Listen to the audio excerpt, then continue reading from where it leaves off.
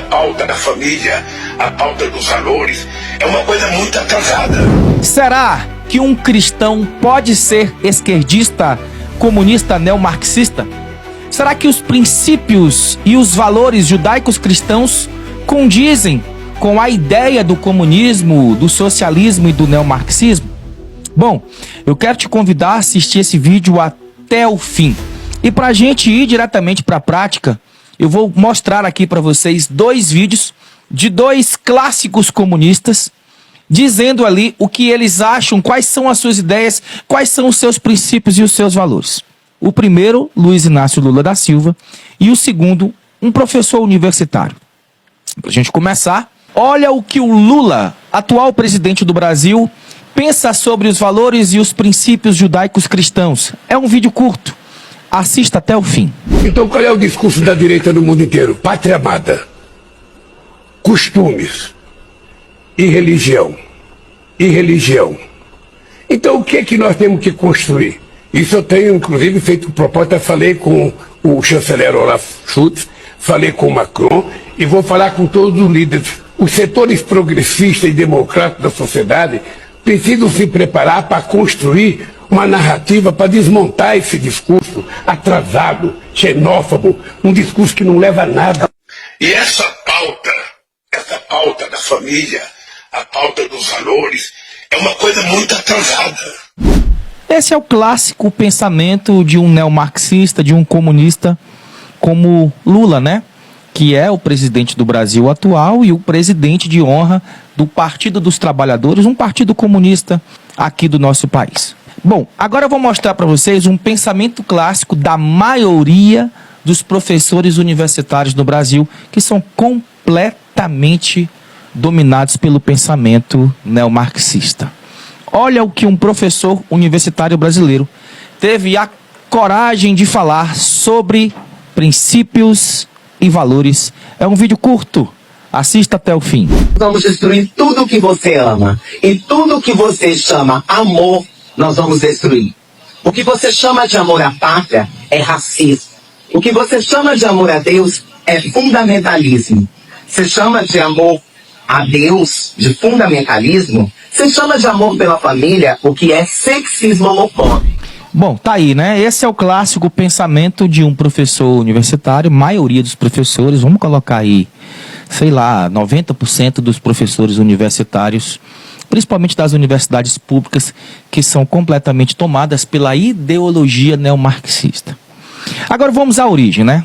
Qual é a origem do comunismo? Qual é a origem do neomarxismo? Para você entender, vamos fazer um resumo aqui muito breve.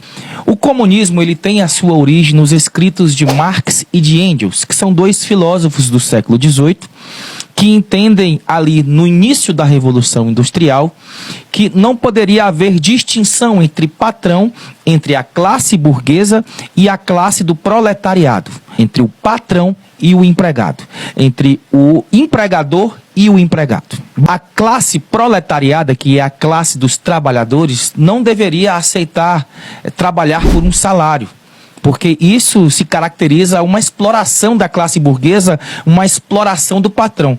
Então, esses trabalhadores deveriam ser sócios dos seus empregadores e não receber um salário, que caracteriza uma espécie de exploração, segundo o pensamento de Marx e de Engels. Então, é aquela velha filosofia da guerra entre a classe burguesa e o proletariado. Não acaba por aí.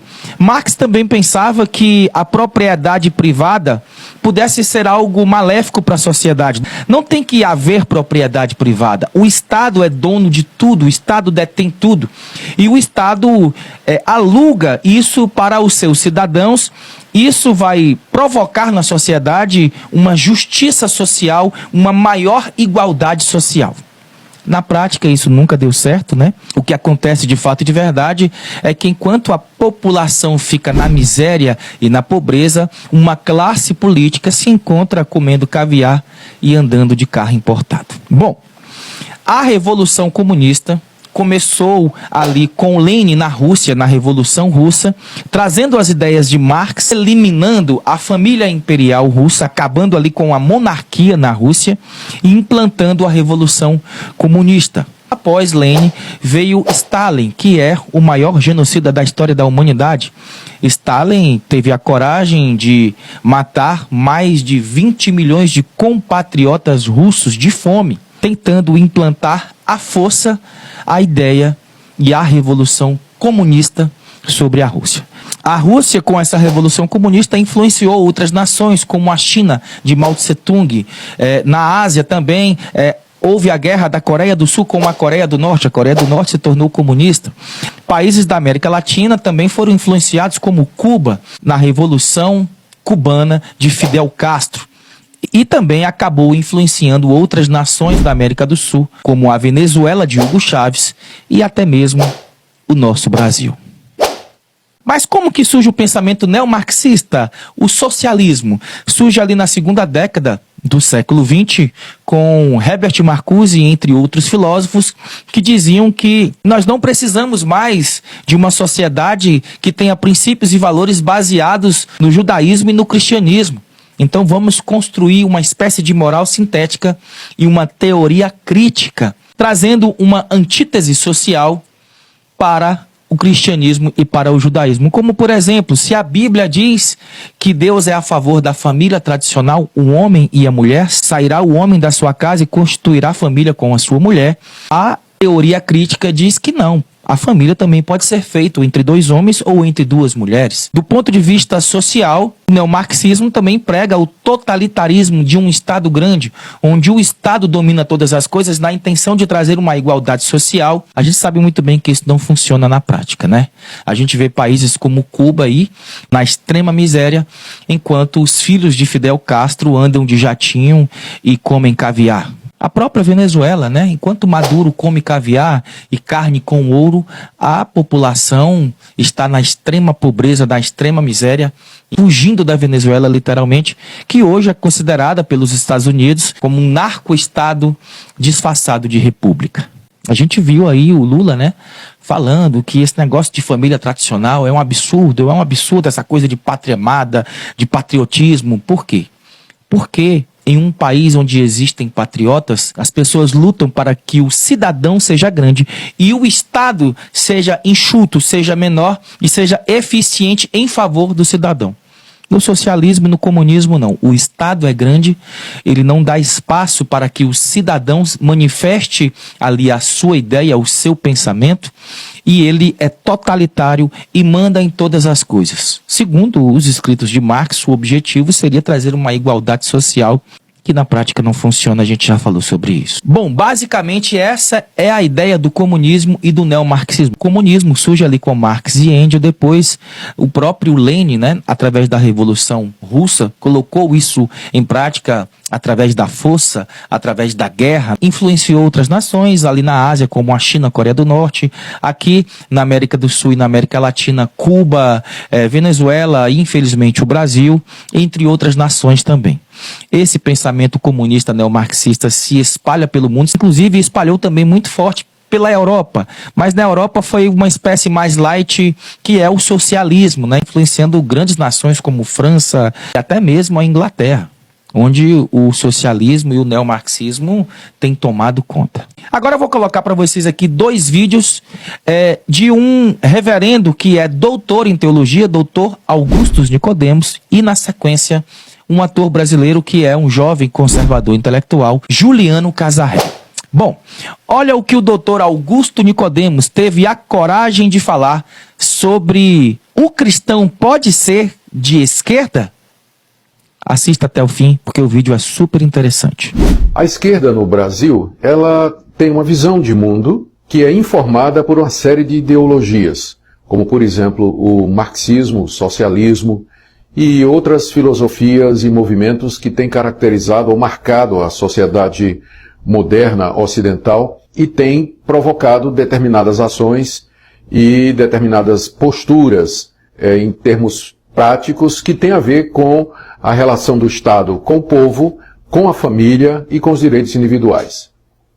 Então, a igreja, ela deve lidar com a esquerda da mesma forma que ela lida com qualquer outro movimento ou qualquer outra tendência cultural. A igreja deve sempre ter como referência a visão de mundo cristã. O que é que a Bíblia me informa? a respeito de áreas da cultura, da sociedade, do mundo, da política, da economia, da vida, da relação Estado-povo, da relação Estado-igreja ou sobre mim como indivíduo. Portanto, o cristão, a igreja, ela deve analisar as propostas, as posturas da esquerda a partir da interpretação cristã, histórica, ortodoxa das Escrituras. E se nós fizermos isso, nós veremos que tem muita coisa que é defendida por uma visão esquerdista que não bate com os ensinos da palavra de Deus. Eu sei que a princípio pode parecer bíblico as reivindicações de que a igreja deve ser voltada para os pobres, mas essa análise ela não se sustenta quando você faz uma leitura completa da Escritura. O problema do pobre não é a pobreza dele. O problema do pobre é a questão do seu coração corrompido, que é o mesmo coração corrompido do rico. Então, a primeira abordagem da igreja com relação à pobreza deve ser identificar a causa da pobreza, da opressão e da injustiça no coração corrompido do homem. E a solução é, primeiramente, o Evangelho de Jesus Cristo, que transforma, que muda, que converte, que vai fazer com que o homem se arrependa. E, certamente, isso não vai evitar, ou não precisa evitar, que a igreja entre com ajuda social, com orientação para a resolução de problemas imediatos e assim por diante. Mas, se a visão esquerdista é uma visão protecionista de um Estado gigantesco que acaba transformando o pobre em sacramento, a missão da igreja como sendo a missão social e coisas desse tipo, e que faz uma leitura da sociedade a partir do marxismo, é claro que a igreja deve confrontar esse tipo de visão a partir da visão bíblica da situação do homem, de que forma ele chegou nesse ponto, da sua queda em relação a Deus, ou seja, a igreja deve sempre priorizar a visão bíblica, escatológica da queda do homem e da solução final no reino de Deus mediante Jesus Cristo. É dessa forma que ela deve enfrentar o pensamento esquerdista, e não somente o pensamento esquerdista, o pensamento de qualquer posição, ou seja, usando a Escritura como o referencial. Tá aí a opinião do Dr. Augustus Nicodemos, reverendo da Igreja Presbiteriana. Gente, resumindo, tá? O cristão, a sua regra de fé e prática deve ser apenas a Bíblia. Nenhuma outra ideologia política, muito menos o comunismo e o neomarxismo.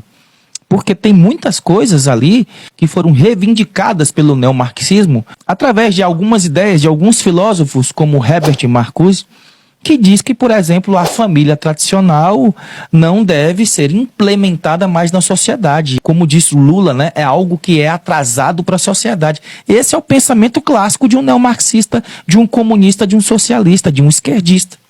Eles são contra a família tradicional. Eles são contra a liberdade do indivíduo, ou seja, o Estado totalitário controlando tudo. Na minha opinião, é completamente incompatível o cristão e o comunista. Concordo plenamente com a opinião do Dr. Augustus Nicodemos. Bom,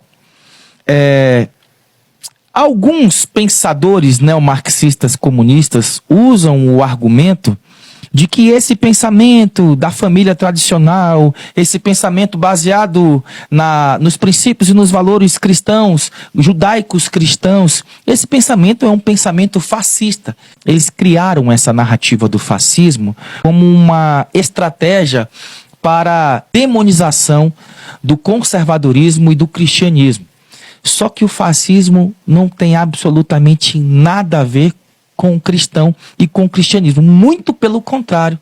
O fascismo ele tem muito mais a ver com o comunismo, porque no fascismo o Estado é totalitário, é o Estado quem manda tudo. Assim como no comunismo. Inclusive, o cara que inventou o partido fascista, que foi Benito Mussolini, outrora ele já foi presidente do Partido Comunista da Itália. Ou seja, ele tirou as ideias do comunismo e implantou o fascismo. Então, é completamente fora dos padrões comparar o cristão com o fascista. Não tem nada a ver uma coisa com a outra. E o Juliano Casarré vai falar exatamente sobre isso agora, tá? Olha o que o Juliano Casarré, ator, teve a coragem de falar e de fazer a comparação do fascismo com a família tradicional. Assista até o fim porque é incrível o que ele falou. Não, a família não é a base do fascismo. Um pai, uma mãe e seus filhos não são a base do fascismo. Na verdade, é justamente o contrário. O fascismo é aquela ideologia que dá poder absoluto ao Estado e poder nenhum ao indivíduo e à família. O fascismo é um Estado organizado de cima para baixo, onde um punhado de burocratas, um punhado de políticos, um partido manda em toda a nação, regula cada miudeza da nossa vida, cada comportamento seu, tudo é regulado, comandado pelo Estado. Isso é o fascismo, é uma ideologia ateísta que coloca o Estado no lugar de Deus. A família é o contrário. Um Estado livre, uma nação livre é aquela que se organiza de baixo para cima, dos indivíduos, da família para cima. Mais poder e mais liberdade para o indivíduo, mais poder e mais liberdade para as famílias e menos poder para aquele punhado de burocratas, de políticos que querem mandar na gente. Numa nação livre, os políticos é que têm os seus poderes diminuídos, limitados. Mais liberdade para o cidadão comum.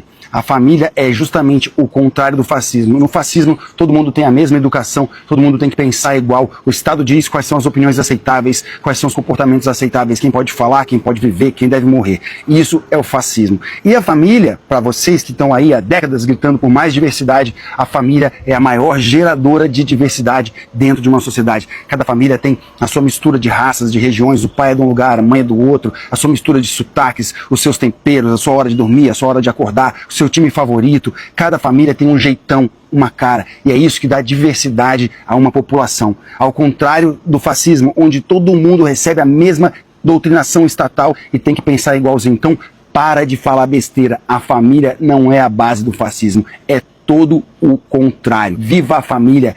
Tenham famílias, construam famílias, nenhuma família é perfeita, mas é com famílias saudáveis que nós teremos uma nação saudável. Um abraço! Tá aí a opinião do Juliano Casarré, concordo plenamente com ele, tá? Ele trouxe a desconstrução dessa narrativa que a família tradicional é fascista, porque é isso que os neomarxistas pregam, tentando demonizar a família tradicional e os costumes judaicos cristãos, dizendo que é a base do fascismo, só que a base do fascismo é o comunismo. Benito Mussolini, que foi o presidente do Partido Fascista, o inventor do Partido Fascista, ele já foi presidente do Partido Comunista. E ele trouxe as ideias do comunismo para o fascismo. Então, o fascismo tem tudo a ver com o comunismo. A base do fascismo é o comunismo. O início do fascismo é o comunismo.